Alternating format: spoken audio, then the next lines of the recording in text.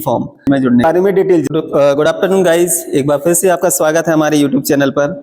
और आज उन छात्रों के लिए जानकारी देने वाले हैं जो छात्र 12वीं को पूर्ण कर चुके हैं, या वो छात्र ऐसे भी हैं जो अभी रनिंग में हैं और मई जून में जो एडमिशन लेना चाहते हैं कि मई जून के बाद हम करेंगे क्या 12वीं के बाद। तो सबसे पहली जानकारी आपको यही देना चाहूंगा मैं कि 12वीं करने के बाद एक अच्छा मौका होता है मेडिकल फील्ड और फार्मेसी फील्ड में जुड़ने के लिए। तो आज सबसे पहली जानकारी उन छात्रों के लिए जो मेडिकल फील्ड से कनेक्टेड होना चाहते हैं। तो बी फार्मा डी फार्मा एक बहुत अच्छी आपकी डिग्री होती है, जिसमें आप बी फार्मा करते हैं तो आप ग्रेजुएट माने जाते हैं और डिप्लोमा आपका डिप्लोमा फार्मेसी में आता है। तो इसके लिए क्राइटेरिया क्या होता है, एलिजिबिलिटी क्या होती है। तो firstly goes to the eligibility for B pharm and D pharm. तो बी फार्मा करने के लिए उन छात्रों के लिए 12 साइंस स्ट्रीम से होना बहुत जरूरी है। साइंस स्ट्रीम में आपके 2 सब्जेक्ट जुड़े होते हैं, या तो आप बायोलॉजी से हो या मैथ से हो। अगर आप बायोलॉजी से हैं तब भी आप बी फार्मा के लिए एलिजिबल हैं और डी फार्मा के लिए एलिजिबल हैं, या फिर आप दोनों करना चाहें तो इससे जरूरी है आपको बायोलॉजी और मैथ्स इन दोनों सब्जेक्टों से होना जरूरी है।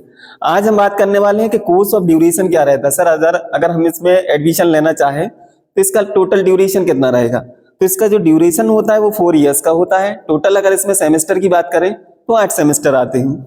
इसके साथ साथ आपको इंडस्ट्रियल ट्रेनिंग भी उसमें जुड़ी रहती है।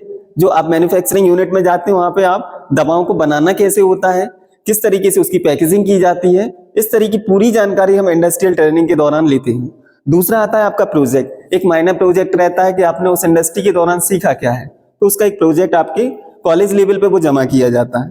उसके बाद आता है कि सर हमने एडमिशन ले लिया, ये जानकारी हो गई कि कोर्स ड्यूरेशन क्या रहेगा।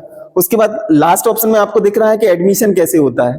तो मेन चीज अपन एलिजिबिलिटी पता चल गया, ड्यूरेशन पता चल गया, लेकिन होना जरूरी क्या है इसके लिए कि प्राइवेट और गवर्नमेंट। ठीक है, दोनों चीजों के लिए क्या जरूरी है अपन को कि प्राइवेट करेंगे या गवर्नमेंट करेंगे। तो मोस्टली स्टूडेंट क्या चाहते हैं कि हमें गवर्नमेंट की जरूरत है। चलिए हम बात करने वाले हैं एडमिशन कैसे होगा।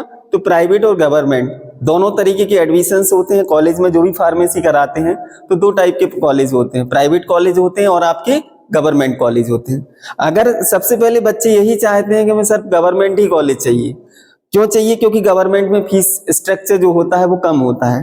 तो गवर्नमेंट कॉलेज अगर आज की डेट में बात करें तो आपका government college of pharmacy Bhopal के अंदर भी है, गवर्नमेंट कॉलेज आपके इंदौर के बीच भी है और ग्वालियर में भी है।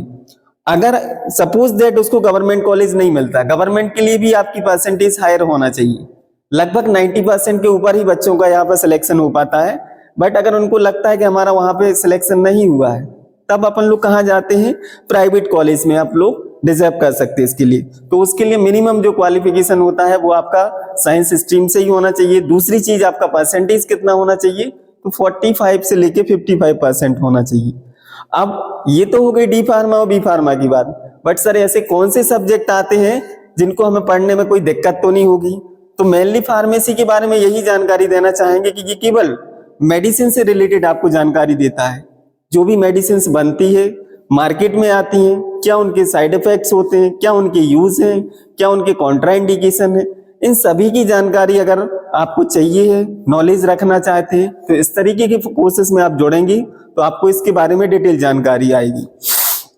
अगर इसमें मेन सब्जेक्ट की बात करें तो इसमें आपके 5 सब्जेक्ट जो इंपोर्टेंट रखे जाते हैं, जिनको डिवाइड करके वॉल्यूम 1, 2, 3, 4, 5, 6 ऐसे आपको डिवाइड करके दिया है। और जो मेन सब्जेक्ट होते हैं, पहला ही सब्जेक्ट होता है फार्मास्यूटिकल केमिस्ट्री। केमिस्ट्री एक ऐसा सब्जेक्ट होता है जो कि किसी भी मेडिसिन को सिंथेसाइज करने के लिए जरूरी होता है। दूसरी अगर बात करें कि मेन सब्जेक्ट जो होता है फार्माकोलॉजी।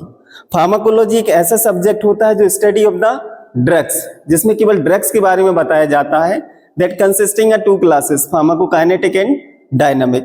तो बॉडी के अंदर ड्रग जाती है, कहाँ किसका असर कहाँ होता है, इसकी पूरी अगर एंटायर जानकारी चाहिए तो आपको फार्माकोलॉजी सब्जेक्ट में मिल जाती है।